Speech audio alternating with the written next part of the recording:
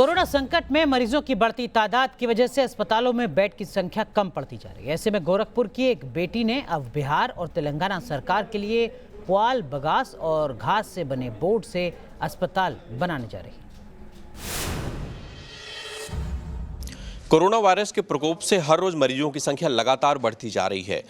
संख्या इतनी ज़्यादा बढ़ रही है कि मरीजों को इलाज करने के लिए जगह की भी कमी पड़ रही है और यही वजह है कि बिहार सरकार ने अब गोरखपुर की एक बेटी को अपने यहाँ पर अस्पताल बनाने का न्योता दिया है। लेकिन ये अस्पताल इनको मात्र 3 हफ्ते में बनाना है और वो भी 7,000 से अधिक स्क्वायर फीट। अब आप सोचेंगे कि भला इतने कम वक्त में ये अस्पताल कैसे बनेगा, तो इसका जवाब है कि जो पुआल होता है जिसको हम खेतों में फेंक देते हैं, अब यही पुआल अस्पताल बनाने का काम करेगा। गोरखपुर की श्रुति ने इस पुआल से पूरा मकान बनाया है और मकान ही नहीं, तमाम जगहों पे इन्होंने जो प्रयोग किया है उससे ये पूरी बहुमंजिली इमारत भी बना सकती है।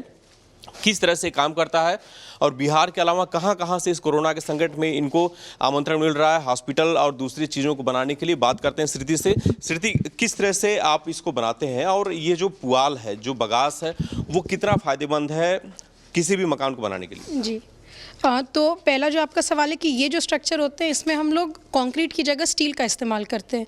इसमें पूरा का पूरा लोड हमारा स्टील के फ्रेम पे जाता है और जो कंक्रीट की बिल्डिंग में ब्रिक जो दीवार में इस्तेमाल होती है, उस ब्रिक की जगह हम ये पैनल्स का इस्तेमाल करते हैं। जो पैनल हमारा ये बगास का पैडी स्ट्रॉ से बना होता है, तो जो पूरे स्ट्रक्चर का लोड है वो कम हो जाता है, जिसकी वजह से उसकी कॉस्ट कम आती है।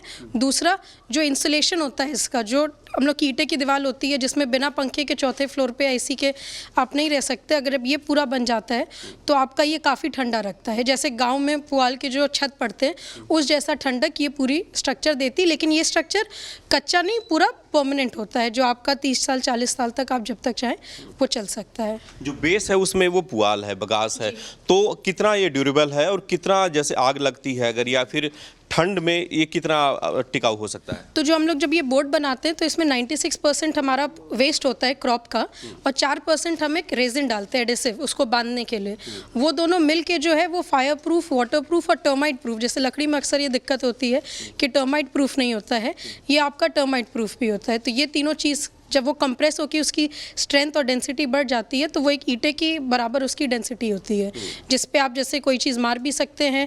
किसी भी फ्लोर पे आप 10 फ्लोर तक चाहिए आप इसको इस्तेमाल कर सकते हैं। कोरोना के संकट में, कोरोना की इस महामारी में लोगों की मदद के लिए, सरकारों की मदद के लिए श्रुति पांडे अपनी पूरी टीम के साथ जुटने जा रही है। वीडियो जर्नलिस्ट प्रतिबोध के साथ दीपक श्रीवास्तव, न्यूज़ नेशन, गोरखपुर।